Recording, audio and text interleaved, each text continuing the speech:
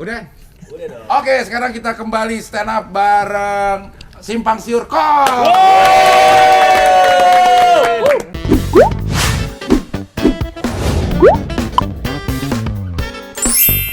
Oke, mungkin bisa dikenalin dulu siapa aja nih yang ada di Simpang Siur Corp. Nih Mi, gua takut ini. Takut apa? Belepotan gua, lu Kan takut kita, sini. masa lu nggak kenal cuman kita 5 orang susah? Simpang Siur ini 5 orang. 5 orang susah, balas dulu dong itu. Oke, Simpang Siur itu 5 orang. Dia lanjut. Oke, Simpang Siur saya sendiri Ebel. Ya. Ada Obi. Saya Obi. Ini nggak usah digitu-gituin, Bel. Ini taruh aja di sini. Pakai HP. Ada saya, Ebel, ada Obi, ada Rizky, Saya. ada kameramen, sama editor Erwin, sama si Angga, satunya lagi kerja banget. Oh, Ada 5 orang. kerja di mana? Di- Simpang Siur bukan tempat kerja jadinya nih. Pelarian. Pelarian. Waduh. Yang lain nggak ada tempat kerja nih. Gak ada kerjaan bang. Ini semuanya gak ada kerjaan ini. Makanya Simpang Siur. Itu dia. Simpang Siur. Memang gak ada Dapet nih kerjaan. kita. Iya, jadi ada 2 komika di Simpang Siur, Ebel sama Obi. Yang lain ketemu di mana, Bel? Kalau saya nih adanya Gilang Dirga bang. Iya, si Rizky. ketemu. Kalau ketemu di mana sama dia? Ketemunya Di rumahnya Bang Gilang Dirga. Oh, Di rumah Bang Gilang Dirga. yang lain? sama. Semuanya? Semuanya. Lo ngebajak ininya? Ngebajak karyawan yang hilang. oportunis dia, Cing. Oportunis. Iya. Semuanya cing. Iya. Terus ngapain kalau Simpang Siur itu apa? Kegiatannya, isinya? Bi, lu jelasin juga. Kayaknya kosong banget sih. Jadi Simpang Siur tuh anak-anak, jadi kita kumpul kayak cing ngumpul ini kan daripada nggak ada kerjaan apa kita. Iya. Di BB kita bikin sketsa lah gitu, tentang perjalanan kita waktu zaman-zaman susah gitu. Oh, sekarang udah seneng belagu. Bukan gitu cing, maksudnya pengen biar ngasih tahu ke orang-orang di Jakarta tuh gimana sih hidupnya gitu cing. Oke. Jadi ditayangkan di channel YouTube. Di channel YouTube. Udah ada Simpang Siur Korp. Ada, Udah ada ya? sudah ada. Jadi kalau mau lihat bagaimana perjalanan hidup mereka di Jakarta ya, itu ada di Simpang Siur Bener sekali. Corp ya. Ini kalau gue lihat juga lo dari berbagai daerah nih. Bener. Beneran ya? Bener. Lo Kalimantan, lo NTT, TT. Palembang. Palembang. Lo Bengkulu. Bengkulu lo? Lampung. Ampun. Emang beda-beda. Berbeda-beda tapi tetap susah.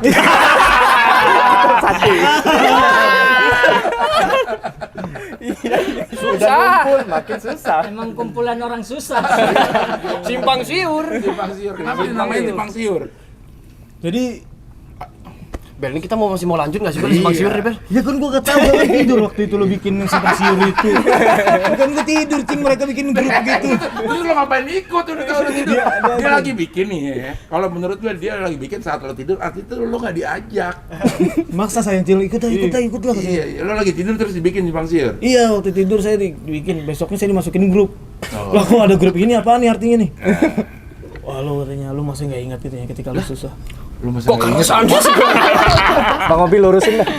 Jadi sebenarnya Simpang Siur itu apa namanya, kita awalnya kumpul-kumpul di rumah di kontrakan, anak-anak suka main ke kontrakan, kita bikin konten Instagram.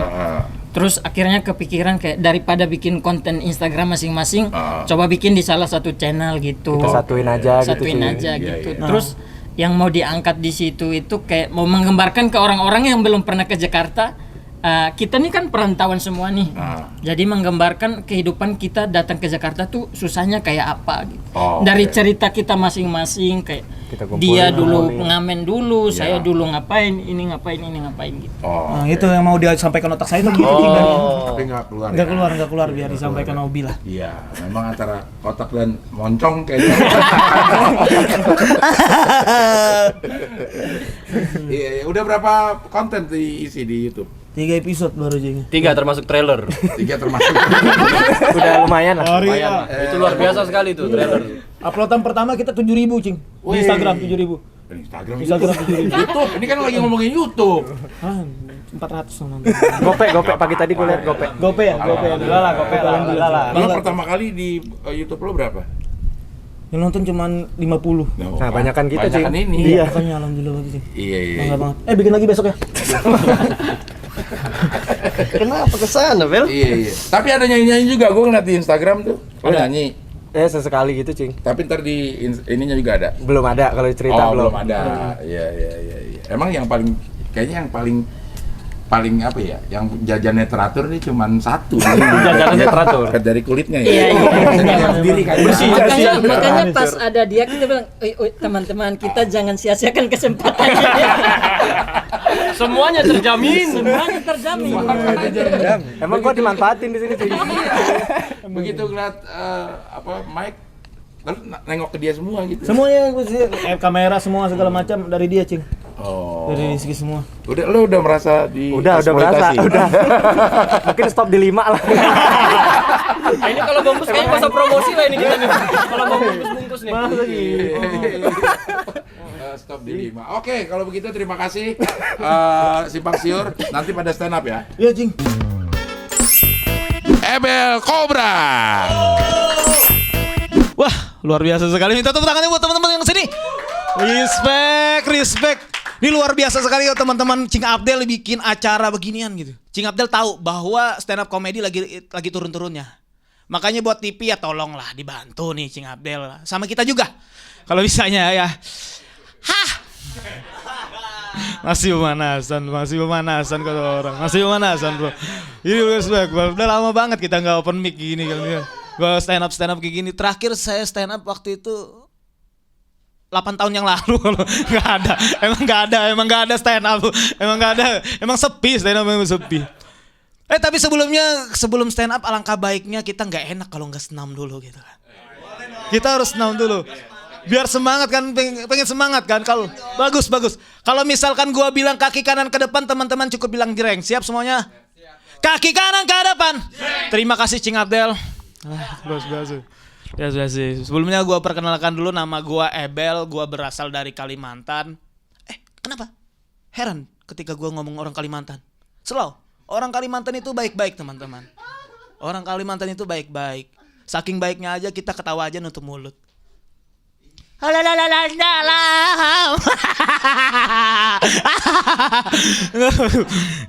Paling Kalimantan baik-baik sih. Siapa sih yang bilang orang Kalimantan itu jahat-jahatnya? Nggak ada sih. Orang Kalimantan tuh saking baiknya aja kita itu kalau nggak ada tuh yang berantem nggak ada. Apalagi orang Kalimantan ini cenderung kalau ditusuk aja tembus tetap. Masih tembus, bro. Nggak ada orang Kalimantan pasti ditusuk. Aku kuat. Nggak ada tuh. Pas ditusuk cek langsung keluar tuh saus ABC. luar biasa sekali. Berkat stand up juga gue tuh terima kasih banyak berkat stand up. Karena kalau nggak ada stand up dulu tuh gue ini apalah itu orang-orang biasa lah, orang susah gitu loh. Karena menurut gue beberapa perantau nyari tempat tinggal yang sesuai dengan kemampuannya teman-teman. Bener gak sih? Nah begitu juga dengan gue gitu. Dulu gue sebelum stand up gue tinggal di kosan yang harganya 300.000. Gila loh, 300.000 ya panjangnya tuh kayak kira-kira ya kayak kuburan lah pokoknya.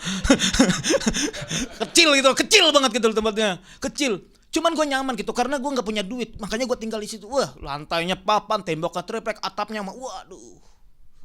Rambutnya Obi atapnya.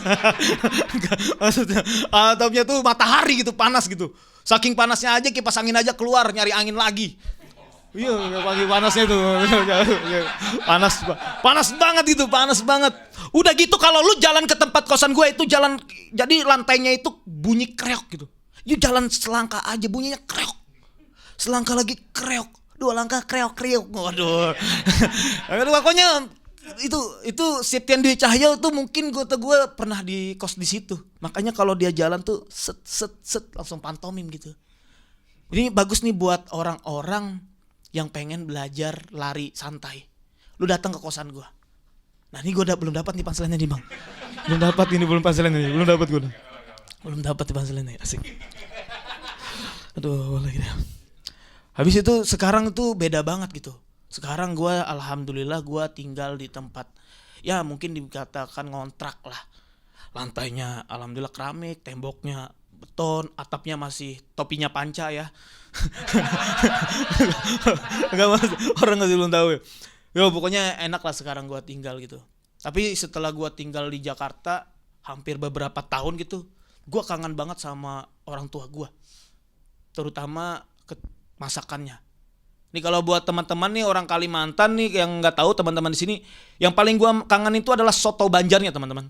Soto Banjar. Itu setiap hari nyokap gua itu masakin soto Banjar, pagi soto Banjar, siang soto Banjar, malam modar gua. Dijajalin mulu sama soto Banjar. Dijajalin. Iya, pokoknya tiap hari tuh nyokap gua tuh siap masak soto Banjar aja gitu loh. Kangen banget. Di gua nggak kebayang kalau misalkan nyokap gua masak nasi goreng gitu. Dia mulai masak, ditambahin bumbu secukupnya, garam secukupnya, tambahin air, wah jadi soto Banjar. Jadi masak rendang pun begitu mungkin ya. Masak rendang, masak daging. Pas dicicip, anjir. Rasanya soto. Waduh. Saya Bel, assalamualaikum warahmatullahi wabarakatuh. Iya, itu Ebel Cobra memang ciri khasnya kita menikmati stand up-nya itu nggak usah nungguin punchline, nggak usah ya.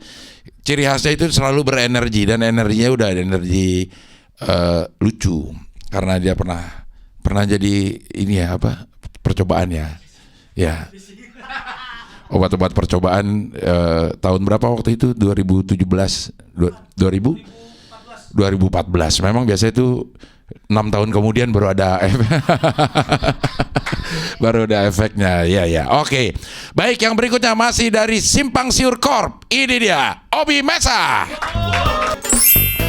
Assalamualaikum warahmatullahi wabarakatuh. Selamat datang di Open Mic Pasar Minggu. Gokil, emang keren Cing Abdel ya. Di saat komunitas-komunitas tidak ada yang open mic, Cing Abdel mengadakan open mic. Gokil.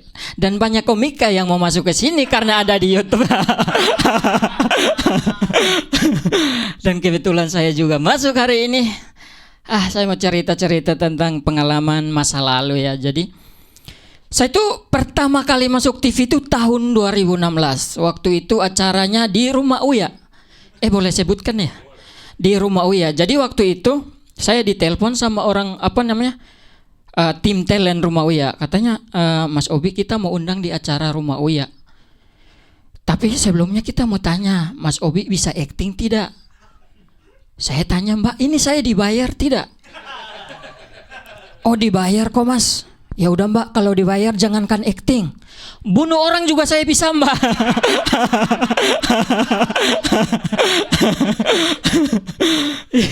Akhirnya saya syuting gitu, di Rumah Uya. Di situ peran saya jadi playboy. Teman-teman ada yang percaya model kayak saya bisa jadi playboy? Saya juga sampai sekarang tidak percaya kalau saya playboy. Akhirnya saya syuting di situ ceritanya saya playboy, saya direbutin sama 3 cewek. Ya ampun, itu cewek-ceweknya cantik banget. Ya, bentar ada pesawat. Karena ini dekat Halim 9 bulan. Itu jokesnya Cing Abdel yang selalu saya tungguin di setiap YouTube-nya pasti ada. Dan entah kenapa jokes itu kalau diulang-ulang pun kita senang gitu, kayak ketawa aja. Apa ya, kayak jokes itu kayak narkoba buat kita penontonnya Cing Abdel gitu ya. Oke, kita lanjut Rumah Uya ya. Jadi setelah acara itu tayang, ibu saya di kampung nelpon dan marah-marah. Karena dia dapat kabar dari tetangga yang punya TV kalau saya masuk TV dan direbutin sama cewek-cewek. Ibu saya bilang, saya dengar kemarin kamu masuk TV karena menghamili 3 cewek. Ternyata informasi yang sampai di sana saya masuk TV karena hamili 3 cewek itu. Saya bilang, tidak Mama, tidak. Itu sebenarnya acara settingan. Settingan itu apa? Ya settingan itu sengaja dibuat-buat hanya untuk hiburan. Ibu saya kenapa tidak betulan saja? Kan bagus, bisa memperbaiki keturunan begitu. Itu cerita pertama gitu. Cerita yang keduanya itu saya bukan masuk sih, kayak waktu itu audisi Suca 2. Kebetulan saya dapat kartu kesempatan gitu, jadi tayangan saya tayang di Indosiar gitu. Tayang di Indosiar, setelah tayang saya diserang sama orang-orang timur gitu, terutama orang-orang Kupang. Karena di situ saya hampir dibunuh gitu. Iya, saya mau dibunuh sama orang-orang Kupang karena di situ saya bahas Indomie. Masalahnya mereka itu tidak tahu Indomie itu apa. Dari situ saya takut gitu, makanya setiap kali kalau stand up lagi saya tidak mau mengaku dari Kupang, dari Indonesia Timur gitu. Sekarang saya kalau stand up ditanya orang dari mana, saya bilang saya dari Ponorogo.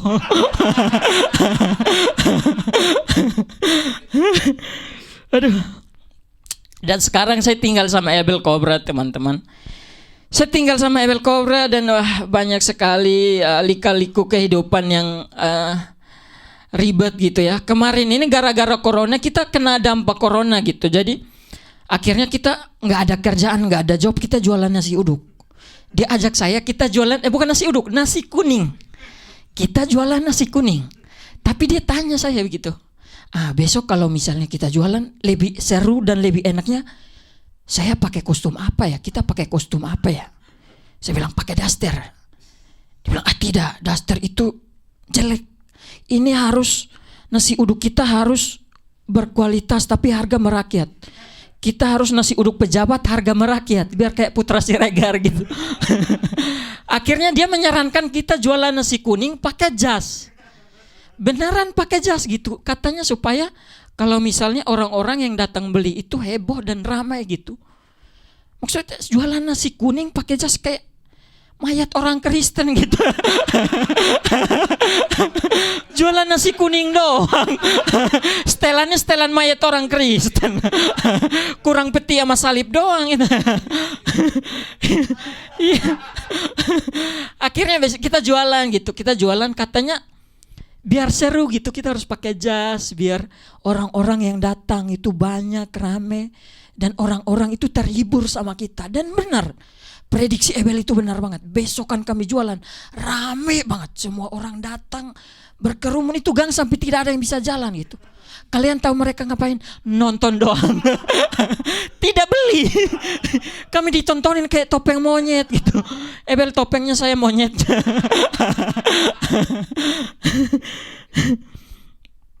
Dan kemarin saya ada dapat acara stand up gitu. Dari acaranya disuruh bahas gitu keresahan Komika Timur terhadap corona gitu. Maksud saya zaman-zaman masa-masa seperti sekarang tuh mau komika dari mana pun ya keresahannya sama. Kita sama-sama lapar gitu. Kayak berharap ini corona cepat berlalu gitu. Biar kita nggak kelaparan lagi. Cuman corona ini gara-gara corona itu pemerintah tuh memberlakukan sistem belajar online. Sistem belajar online buat anak-anak sekolah gitu. Cuman menurut saya ini kurang efektif. Kenapa? Karena kalau anak-anak di Jakarta itu fasilitasnya ada. Ada internet dan ada handphone. Kalau anak-anak di kampung saya, wah itu tidak ada sama sekali. Internet di kampung saya itu sama kayak mitos gitu. Iya, sesuatu yang ada tapi tidak pernah kelihatan. Apalagi handphone gitu. Cuman dengan berbagai macam keterbatasan itu mereka itu tetap belajar gitu. Tetap belajar karena inisiatif gurunya.